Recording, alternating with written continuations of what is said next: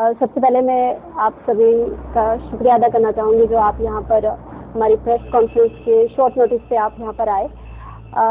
देखिए, मैं सबसे पहले अपना इंट्रोडक्शन देना चाहूँगी। मैं Nazia Katoch, Jammu Kashmir national panthers party India की यूथ प्रेसिडेंट। कल या परसों का जो बीजेपी कार्यालय ओपन किया गया, उनमें एक हमारे मुंकोटिया जी ने कुछ भाषण जो वो दे रहे थे, उसमें कुछ स्टेटमेंट्स थी जो बहुत डिवाइसिव स्टेटमेंट्स थी। मैं बिल्कुल डिसएग्री करती हूँ उनकी कुछ स्टेटमेंट्स से। उन्होंने कहा कि वो लोगों को एक किस्म का बैफल कर रहे थे, बेवकूफ़ बनाने की कोशिश की जा रही थी वहाँ पर। वो ये कह रहे थे कि वोट जो हैं वो आप मोदी जी के नाम पर दीजिए, ऐसा ये सब स्टेटमेंट्स में था। और उन्होंने ये भी कहा था कि वोट आप लोग दोगे इस बार तो वो राष्ट्र हित में दीजिए, राष्ट्रवाद।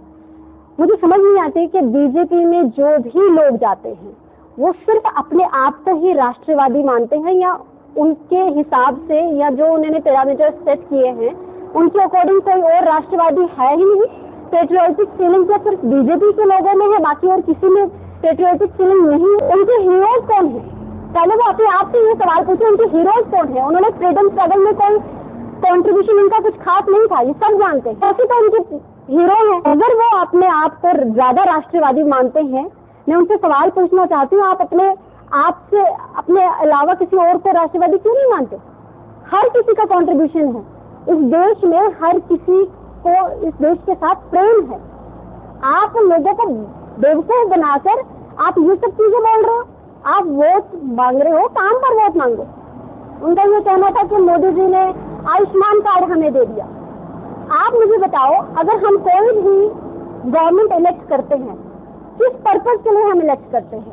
गवर्नमेंट की रिस्पॉन्सिबिलिटी होती है कि वो अपने सिटीजन को ऐसी सारी फैसिलिटीज प्रोवाइड करे, B it health facilities provide करना हो, रोड हो, वाटर सप्लाई हो, इलेक्ट्रिसिटी हो, सारी बेसिक फैसिलिटीज प्रोवाइड करना गवर्नमेंट का। इसी पर्पज के लिए हम उनको इलेक्ट करते हैं, इसी पर्पज के लिए हम उन्हें पावर में लाते हैं। आपने अपने सराउंडिंग्स में देखा, हॉस्पिटल्स की अगर बात की जाए, वो आयुष्मान कार्ड की बात कर रहे थे, क्या बेसिक फैसिलिटीज भी आपके लोकल हॉस्पिटल्स में प्रोवाइडेड है? आयुष्मान कार्ड की भी अगर वो बात कर रही हैं तो किस हद तक, कितनी सारी फॉर्मेलिटीज वहां पर भी देनी पड़ रही हैं उनको। और जब वो मेडिकल शॉप में वो चीजें मेडिसिन लेने जाते हैं, मोस्टली तो वो मेडिसिन अवेलेबल भी नहीं होता। आप किसको क्या बना रहे हैं? रोड की अगर बात की जाए, चिनानी कॉन्स्टिट्यूंसी में ऐसे कई सारे विलेजेस हैं जहां पर रोड जो है वो अभी तक पहुंचे नहीं है, प्रॉपर भी नहीं है, उनकी मेंटेनेंस नहीं हो पा रही है। इंटरसेक्टिंग विलेजेस पे कोई कनेक्टिविटी नहीं है। लोगों को राष्ट्रवाद की बात सिखा रहे थे, आप लोगों को ये सब चीजें बता रहे हो। आप ये क्यों नहीं बता रहे कि काम क्या किए और किसी और के नाम पर वोट मांगना, ये मेरे हिसाब से तो बिल्कुल ही ठीक नहीं है।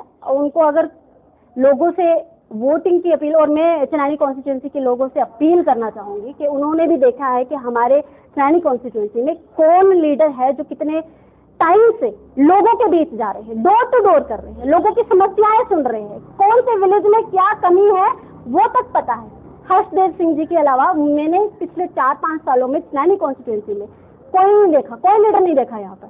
अब सडनली आपको टिकट मिलती है कहीं से और आप आ जाते हैं लोगों के बीच में और किसी और के नाम पर वोट मांगते। मोदी जी को हमने प्राइम मिनिस्टर बना दिया हुआ है, आप उन्हीं के नाम पर एमएलए भी। और मैं लोगों को ये भी कहना चाहूंगी कि आप डिसर्निंग बनिए, आप सोच समझ के फैसला लीजिए। अगर हम पावर्स एक ही जगह एक्यूमुलेट कर देंगे तो वो डिक्टेटरशिप में काउंट। पावर सिर्फ एक ही जगह नहीं देनी है, डिवाइड, पावर का डिवीजन बहुत ज्यादा जरूरी है। पावर को डिवाइड कर देना चाहिए।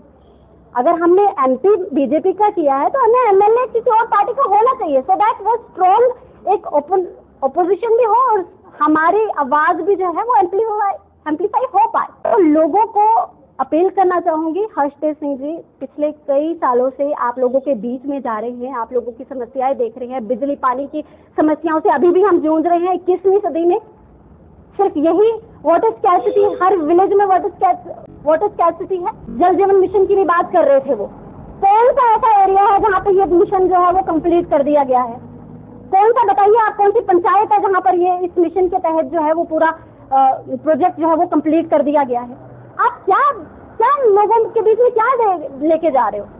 तो ये चीजें जो है वो मुझे बिल्कुल पसंद नहीं आई जो उन्होंने उसमें भाषण में जो अपना बातें की। और मैं ये भी कहना चाहूँगी कि यही मुंगकोटिया जी जब ओपोजिशन में थे तो बीजेपी के अगेंस्ट ये बोल रहे थे कि जो देविका प्रोजेक्ट है 186 करोड़ का जो प्रोजेक्ट है उसके बारे में वो बात कर रहे थे। प्रेस कॉन्फ्रेंस की थी उन्होंने, बाकायदा प्रेस कॉन्फ्रेंस की थी कि बीजेपी को इस बात का जवाब देना पड़ेगा। मैं आज उन्हीं से पूछना चाहूंगी कि आज वो जवाब नहीं पाते, मिशन में वो चले गए हैं, ये जो वो सारी जितनी भी उनकी कंप्लेंट्स थी वो ढूंढ चुकी हैं। आप लोगों के बीच में अगर जा रहे हैं तो उनको भड़काना बंद कर दीजिए। मैं छिनानी कॉन्स्टिट्यूंसी के, छिनानी कोई कॉन्स्टिट्यूंसी के लोगों को अपील करना चाहूंगी कि आपस में भाईचारा जो है वो बनाए रखें, किसी के भी भड़काऊ भाषण में ना आए। ये जो सियासत है, ये जो भड़काऊ वाली भाषण का प्रयोग करते हैं, लोगों के बीच में टेंशन क्रिएट करने की कोशिश करते हैं। हम जो छिनानी गोल्डी के लोग हैं ये पहले से पीस लवर लोग हैं, ये अमन पसंदीदा लोग हैं, इन्हें आप किसी भी कीमत पे भड़का नहीं सकते। मैं एक और उनके स्टेटमेंट का जिक्र यहाँ पे करना चाहूँगी जहाँ पे उन्होंने ये कहा कि इससे पहले जो अगर बीजेपी का जो रूल था पिछले 10 सालों से टेररिज्म में बहुत कमी हुई। मैं इनसे पूछना चाहती हूँ कि पिछले कुछ महीनों से हम टेररिज्म का शिफ्ट जो है वो देख रहे हैं जम्मू प्रोविंस में। कौन से टेररिज्म का कमी जो है वो दिखा रहे हैं? कहाँ पे टेररिस्ट कम हुए? नहीं हुए। लोगों को बेवकूफ बनाना बंद कीजिए, सच्चाई दिखाइए। लोग सच जानते भी, इस बार लोग आपके बहकावे में नहीं आएंगे।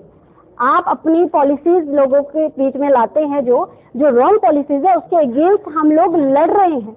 हर्षदेव सिंह जी लड़ रहे हैं, Jammu Kashmir national panthers party India लड़ रही है और लड़ती रहेगी। लोगों की आवाज